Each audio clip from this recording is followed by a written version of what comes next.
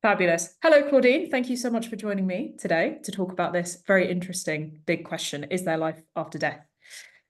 Cool. Okay. So should we start off by thinking a little bit about what drew you to this question? I'd love to find out a little bit more about what it is about this question that interests you, because I feel like it's one of those questions that some people are a bit afraid to tackle. Would you agree? Possibly. But then I grew up with a mother who was a believer in life after death. Her mother was as well, and so was my great grandmother. So, uh, Interesting. Runs in the yeah. family a bit. Have you So it's inherited not, that belief as well? Like, do you believe it's something that's real? I'm open-minded about it, not really Okay. going either way. But, like you said, it is a topic that people perhaps dodge. I don't know. Death in general seems to be something that people don't like to talk about. So, um, I suppose I am slightly different in that the topic did come up quite a lot when I was little, so and in Interesting. my childhood, so yeah. Nice. Okay. And how did it come up for you? Like, what kinds of discussions were you having with your family members about life after death? So my mum used to talk about how her female family members were sure that they were hearing dead family members talking to them, which I Interesting. which I thought was a bit odd. But yeah, so that was the main thing. And I also found out mm, quite well, a lot later in life, long after I was grown up, that my mother and grandmother used to go to a spiritualist church regularly. And they were living in Reading at the time, used to travel to Oxford to go to it, which I thought was interesting. So they must have been, you know, quite quite committed to the idea to make the effort to travel, I thought. Yeah. Yeah, for sure. Yeah. Interesting. Okay. Well, I want to go back to this idea of after death communication, because obviously, if that is a real thing, then that's pretty conclusive proof that there is life after death, surely, if people are able to communicate from, as it were, beyond the grave. So, what are your thoughts on that? Do you think that's possible? Um, I want to say it's possible, but I think it's difficult to differentiate between what might actually be communication with, um, life after death, as it were, or communication with dead people, and what might be your conscious mind communicating with your subconscious mind and tricking you into thinking that you're having a conversation that with someone else, when actually it's a conversation that you've constructed entirely yourself. So, Yeah. I'm, yeah.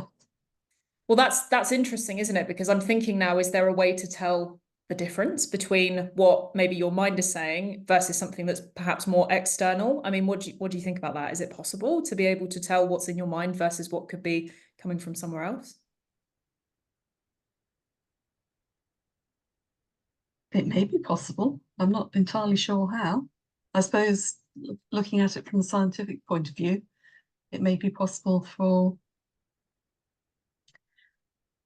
um, a lab setting to use brain activity in various areas to decide, well, is the conscious mind having a conversation with the subconscious mind, or is it all actually coming from the conscious mind Yeah, only? And is something else coming from somewhere else that's forming the other half of the conversation? yeah, yeah. That's an interesting way to think about it, because that's kind of the avenue of paranormal research, if you think about it, when you've got these Mm. people going in with these instruments and thinking, can we pick up on any sounds or any kind of clues? And I feel like people are interested in that stuff, but a lot of public perception of it is that it is a little bit kind of crazy and off the wall. But I still think interesting, hence why we're having this conversation.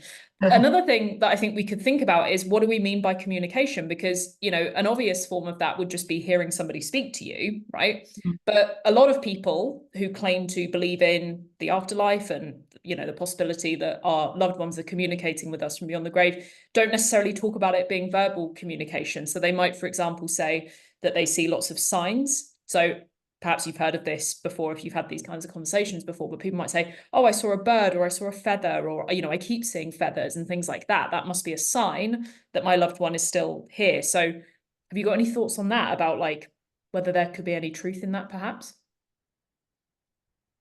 Well, again, going back to family examples, they all three generations before me claimed to come down in the morning sometimes and find something moved, and they'd say that was a sign because they'd put something in a certain place, and the dead person, they claimed, had moved it to where they thought it should be and where it was when they were alive, for example. Ah, okay. So stuff moving around. Yeah, well, that again opens up a whole other avenue. Is that comforting, do you think, to believe that your loved one would be there kind of moving things around? Or could it be quite disconcerting for some people, do you think? It probably depends on the relationship you had with the person, I think. I mean, you might think it's comforting if you had a good relationship, and you'd see it as a sign of them letting you know that they're there and watching over you.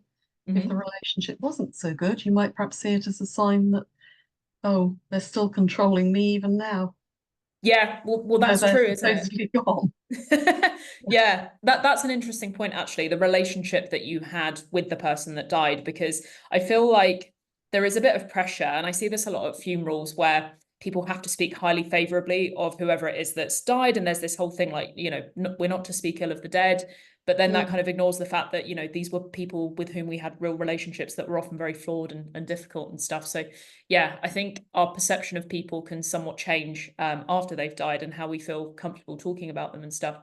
Yeah, the reason I sort of asked that question is because I was thinking about poltergeists and cases where, you know, it might not be a subtle thing like, oh, I put this thing over on the table and now it's moved somewhere else. It might be as kind of concrete and obvious as things flying around the room and that sort of thing. So, I mean, I don't know, have you got any thoughts about supposed poltergeist cases and what could be going on there?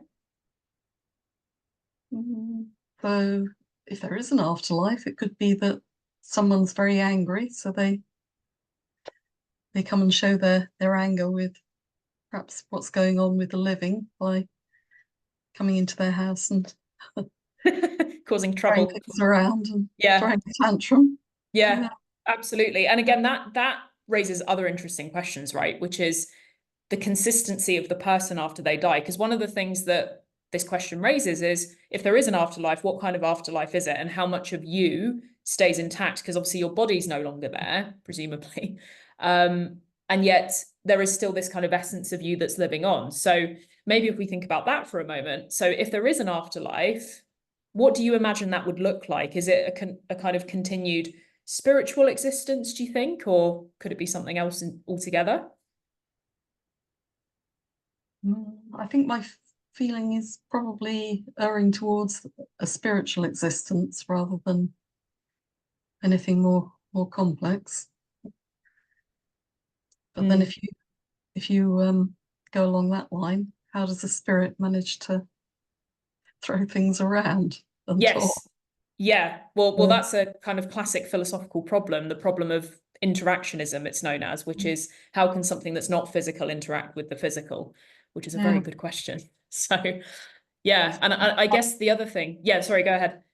So it might be that the afterlife is largely spiritual, Hmm. but has the ability to morph into something physical Yeah. at times of high emotion, maybe. Yeah. Well, that reminds me actually of the movie Ghost. Have you seen it? Yeah, Yeah. yeah.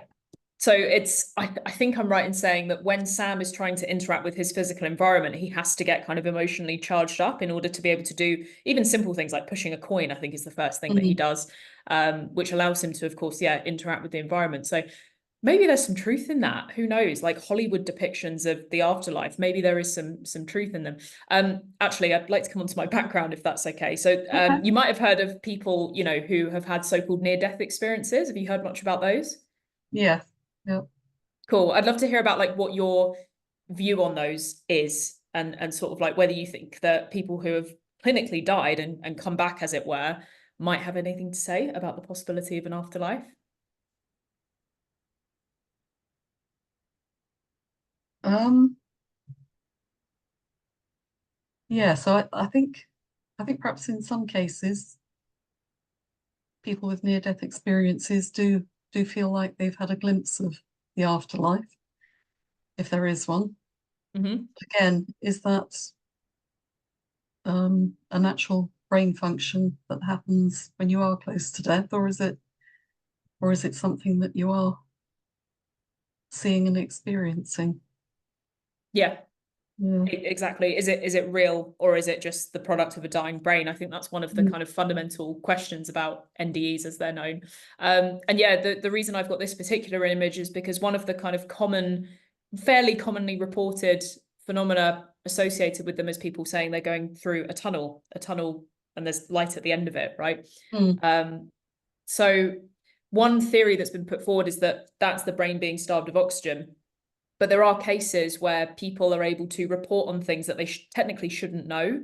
So, for example, people might say things like, you know, I found out that somebody had died and I had no awareness that this person had died until I saw them in the afterlife. And then when I came back, I said, oh, I saw this person. And then other people are like, no, that's not possible. That person's still with us. And then it turns out that that person died, you know, shortly before the experience. So there are some kind of weird cases like that. So maybe there's some truth in NDEs, you know, that takes Mm. it beyond it just being, yeah, the product of a dying brain. I want to go back actually, if it's okay, to this idea of after death communication and the role that mediums play in facilitating that communication between the living and the dead. So have you got any opinions about mediums and whether they are legitimate, whether they actually are able to communicate with the dead and then pass those messages on? Again, I'm sort of open-minded, but I think I'm erring towards thinking that there probably are a few genuine ones who can do something that the rest of us can't, Mm-hmm. but a lot of them are very clever manipulators who manage to extract information from their um, clients, shall we say, Yeah. without them realizing it, and then feed that back to them in such a way that they find out what the person wants to hear and tell them what they want to hear. Yeah, Uh, I I agree with you. I think it's really easy to look and be like, they're all charlatans, they're all, you know, deliberately fraudulent, and they're trying to con grieving people out of money, and they're grief vultures as a result of that. But actually, there's so many people out there that are claiming to be mediums that I think it would be difficult slash impossible to dismiss every single one, because you'd have to actually investigate every single one, and that would mm. be pretty impractical. So yeah. So when you say like things that people want to hear, what kinds of things are you thinking of that a medium might say that might just be giving people things they want to hear rather than things that are true? So um, I think sometimes people go to mediums when a loved one has died and they Mm-hmm. want to know that that person's all right, or they want to perhaps they didn't have a chance to say goodbye because it's an accident or something, and they want to say tell them I love them, and they want to hear the message back as well. So Yeah. I think sometimes people may naively go to a medium, give them far too much information, and then they pay a large fee to get exactly what they wanted, when really it may not be that at all. It's just a clever person has told them what they want to hear. Yeah. Absolutely. And oftentimes that can be guided by them. Like I've heard stories of mediums going into crowds before they do a big live show and saying to them, who do you want to come through? Can you tell me information about them? And then what they do is they retain that information, sometimes even write it down, Mm. and then get on stage and they say, oh, so and so, I've got your, grandmother here, or whoever it might be. And then because the people are so desperate, if you like, and obviously you feel sorry for them, because I would argue that grief is probably the hardest emotion to deal with, right? So you can understand where they're coming from in that respect, but they kind of get duped, if you like, into believing that, yeah, this is genuine, when in fact it might not be. But again, I think it's good to be careful with that, as you have been, and acknowledge that maybe there are some legit ones out there, but it's hard to tell. So I don't know your thoughts on this, but my kind of way of looking at what I think could be real / not real, in terms of, yeah, differentiating the fakes from the genuine ones, is if they say stuff that I could have come up with, I'm not normally very impressed by that. So for example, if a medium stands up and says like, oh yeah, I know you didn't get a chance to say goodbye, but they love you and they're fine, they're in a lovely blissful place, they're not in pain anymore. It's like, I could say that about anyone. Do you know what I mean? So Yeah. whereas if they go up and they say like, I'm with your grandma, she's got like a red jumper on and she's talking about the time that you went to the zoo when you were 6, and like, a lot more specific information, tends to be something that I think could have a bit more credence to it and is maybe more legitimate. But I don't know. I mean, there are cases though where people might do what's called hot reading, which is when they basically do research on the client beforehand. Maybe they go on their Facebook profile. There's tons of information about people online that you can glean, and then they report back what is more specific rather than kind of generic stuff. But then they've got it through, research, which is again not anything to do with psychic powers. So yeah, it's a tricky one. So mediums, I think, is difficult. NDEs, have their problems as well. It's very difficult to replicate experiments, right? We can't just like kill a bunch of people temporarily and then study See what's what going on. happens. Exactly. Yeah. That, huge ethical complications of that for obvious reasons. What about sort of past lives? Have you ever thought about the possibility that we've lived before, that we've had past lives? Yeah, again, I'm sort of open-minded about that as well. I think it's possible, but I'm not convinced about. I'm not quite sure how you prove it, because um, I know people sometimes do claim to have had past lives and go into great detail about who they were before, but have they been reading history books and created something, or was it already there? Yeah. Well, again, great question, because it's well documented that it's easy to fabricate memories, even if we don't mean to. So, Mm. if you look at cases of suggestion, for example, I always think of a lady called Elizabeth Loftus who's done some research into this. But basically, if you get a bunch of people and tell them that something happened to them, and there's enough people telling them that this thing happened, even if it never happened, they will adopt the memory as their own.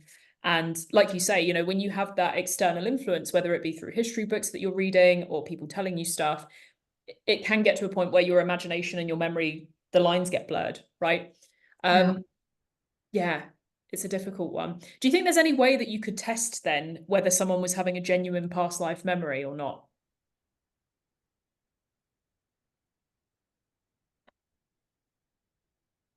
that sounds like a pretty impossible task, I think. Yeah, um, because you'd have to ask them something related to the past life that nobody else would know. But then if nobody else knows it, how do you verify it? Great point. Yeah, I hadn't thought of it in that way, but that makes a lot of sense actually as to why that would be difficult. And you can understand why people are skeptical as well when people report to have any of these things, like, glimpses of the afterlife, Mm, after death communication, when they do tend to be, in some cases, quite vague. And even if they are specific, like you say, how can you actually verify that externally? It's very much based on the person's own individual experience. Yeah.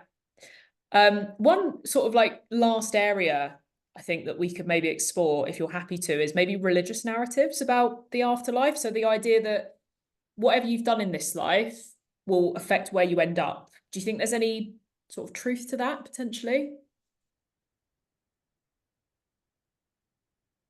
again, open-minded. I think sort of putting religion a little bit aside, it I suppose it may be more related to if there is an afterlife and you have a spiritual existence after death. If you've lived a life that you're happy with and you haven't done anything really awful, then your spirit may be peaceful and at rest. Hmm. You've, if you know perfectly well you've not lived a very good life and there are lots of things that you regret and shouldn't have done, then maybe your spiritual existence after death would be perhaps in turmoil, Yeah.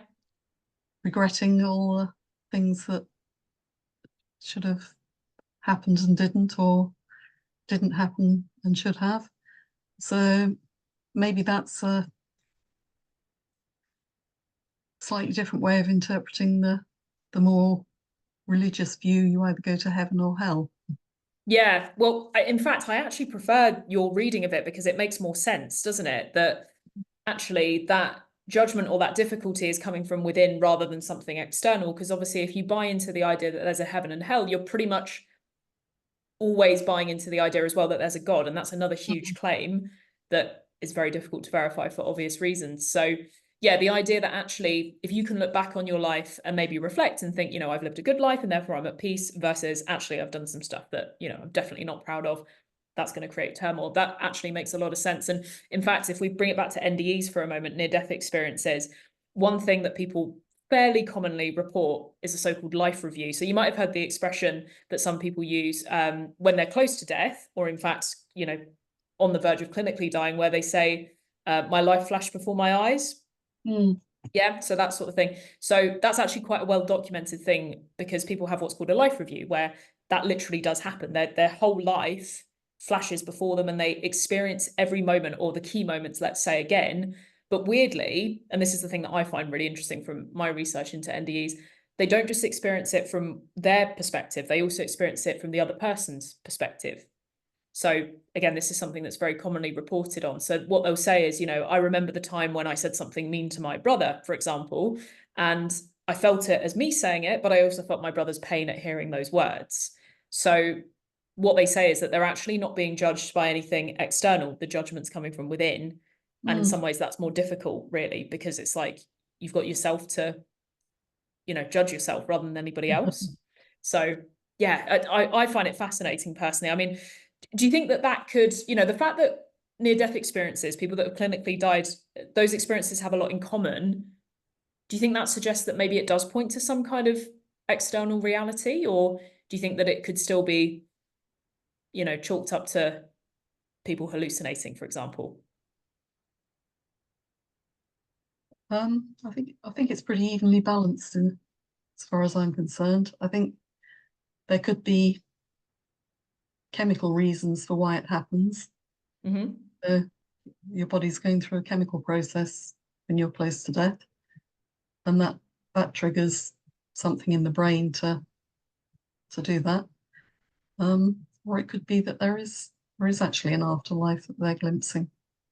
Yeah. Yeah. Yeah.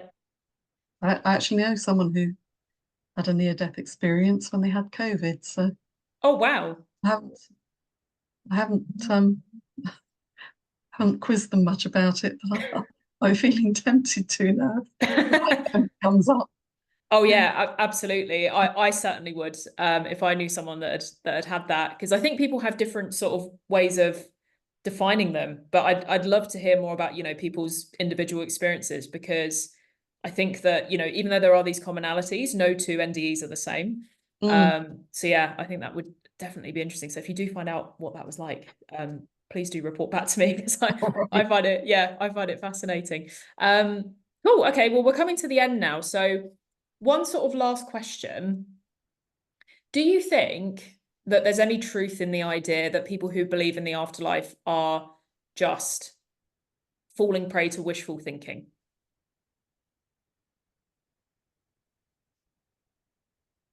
Possibly, but having an open mind about whether there is or isn't one. Maybe they are falling prey to wishful thinking. Then on the other hand, there's no harm in it if it makes you feel comfortable and able to accept the idea of death. If there is an afterlife, then I don't see the harm in that. Yeah, I think that's a good way to think about it. That's kind of the angle of a school of thought called pragmatism, which is the idea that Mm. the truth of a belief doesn't really matter. What matters more is how useful it is. And like you say, if nobody's getting harmed, I mean, if we put aside the example of perhaps mediums who are deliberately fraudulent, who are, you know, conning people out of money, putting that aside for a moment, if it is just a belief that, you know, one day I will be reunited with my loved ones and so on, yeah, maybe there is no harm in that, and that's okay. And I think that's something that I think it's quite a compassionate angle to take, actually, and I think that can sometimes be missing from more explicitly scientific conversations about this.